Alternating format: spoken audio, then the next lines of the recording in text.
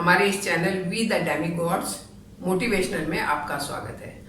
आज की कहानी का शीर्षक है the man is known by the company he keeps. ये प्रोवर्ब आपने कई बार सुना होगा।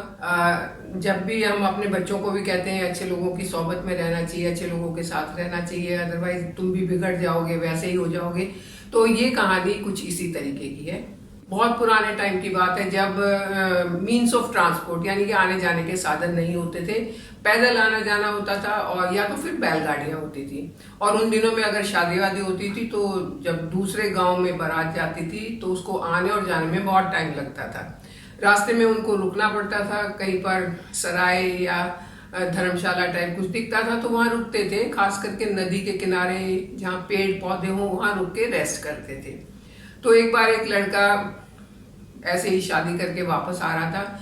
अब हर बार मैं लड़का बोलूंगी, उसका नाम रख देते, चलिए उसका नाम मान लो रमेश था। तो रमेश शादी करने गया। जब वो वापस आ रहा था अपनी पत्नी के साथ, उसका नाम हम रख देते हैं निशा। तो रमेश और निशा जब शादी के बाद वापस आ रहे थे तो पूरी बारात साथ में थी। उन्होंने सोचा कि चलो कहीं अब बहुत हो गया चलते चलते, कहीं बैठते हैं, रेस्ट करते हैं और उसके बाद आगे बढ़ेंगे, कुछ खा पी लेते हैं। बारात अपना वहां पर बैठ गई, पेड़ थे अच्छे घने, वहां लोग बैठे हुए थे।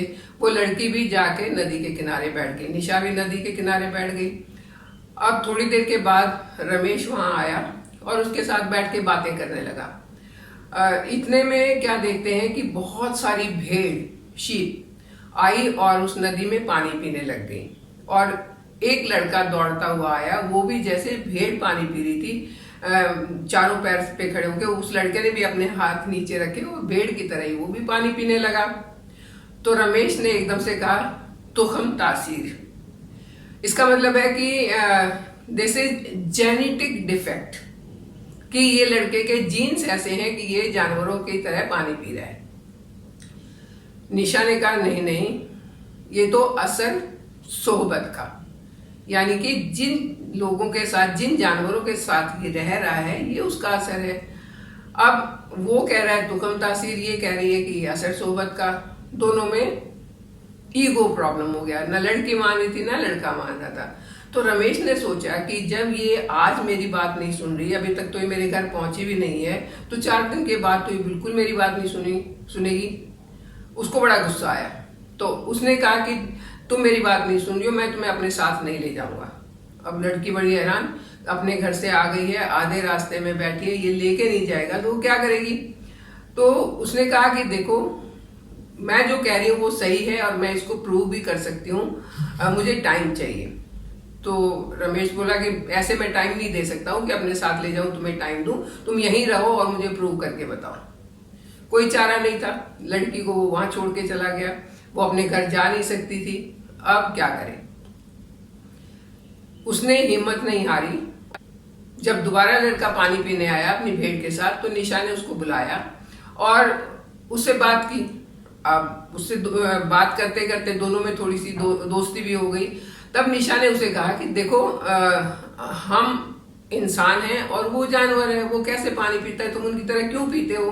अब लड़का तो क्योंकि भेड़ों के साथ, आपने मोगली देखा होगा ना, मोगली की तरह था, तो वो उन्हीं के साथ रहता था, उन्हीं की भाषा बोलता था। और जब उसने लड़की की तरफ देखा और धीरे धीरे करके उसकी भाषा सीखी, उससे दोस्ती की, तो निशा ने उसको कहा कि ऐसा करते हैं, हम इस सराय में रहते हैं और यहाँ क्योंकि बहुत सारे लोग आते हैं जाते हैं, उनको रेस्ट करना होता है, तो हम उनके लिए पानी की व्यवस्था कर देते हैं।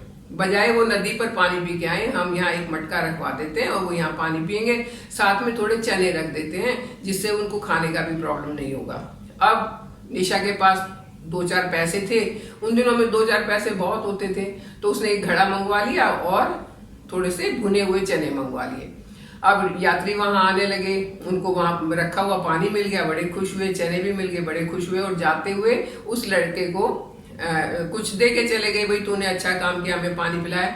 इसी तरीके से उनके पास यात्रियों से मिलने वाले पैसे से थोड़े पैसे ज्यादा हुए, तो उन्होंने चने के साथ कुछ और रखना शुरू किया और इस तरीके से उनका जो सामान था वो बढ़ता चला गया। अब हुआ ये कि इस सराय की बात चारों तरफ फैलने लगी कि वो सराय सबसे अच्छी है, वहां पर पानी भी अच्छे से मिलता है, पानी पिलाने वाले भी मिलते हैं और खाने को भी कुछ कुछ मिलता है। तो ज्यादा लोग आने लगे, व्यापारी भी वहां से गुजरने लगे। वहां अब जो व्यापारी आते थे वो खुश होकर इनको कोई चीज दे देते थे। अब इन्होंने क्या किया कि इससे चीज ली उसको दे दी, उससे चीज ली उसको दे दी, इस तरीके से अपना एक बिजनेस सेटअप कर लिया। कहाँ एक मुट्ठी चने से उन्होंने स्टार्ट किया था, अब चीजों का बार्टर करते करते इन्होंने अपना बिजनेस स्टार्ट कर दिया। और थोड़े दिनों में उस सराय में उन्होंने बेड भी डाल दिए, उन्होंने खाने का सामान भी अच्छा रख दिया, उन्होंने यात्रियों की सुविधा के लिए जो कुछ उनको चाहिए था वो सब भी रखना शुरू किया। और एक तरह से इनका सेटअप, जैसे आप कह सकते हैं कि जैसे एक दुकानदारी इनकी चल गई, बड़ा अच्छा इनके पास पैसे भी होने लगे और धीरे धीरे करके 4-5 साल निकल गए। अब बाई चांस रमेश अपने व्यापार के सिलसिले में उसी रास्ते से गुजर रहा था, तो वो भी उसी सराय में आके रुका और उसने लड़के को कहा, यार तेरा तो दिमाग बड़ा अच्छा चलता है, यहाँ तो 5 साल पहले कुछ भी नहीं था, तूने अब इतनी सारी चीजें बना ली हैं।